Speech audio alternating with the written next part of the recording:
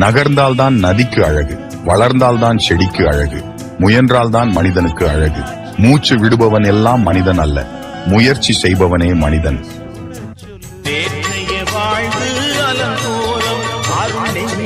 கொடுத்தது நிகழ்காலம், வரும் ஆற்றில் அணையா சுடர் போலும் இனி கந்தன் தருவான் எதிர்காலம், கந்தன் தருவான் எதிர்காலம்.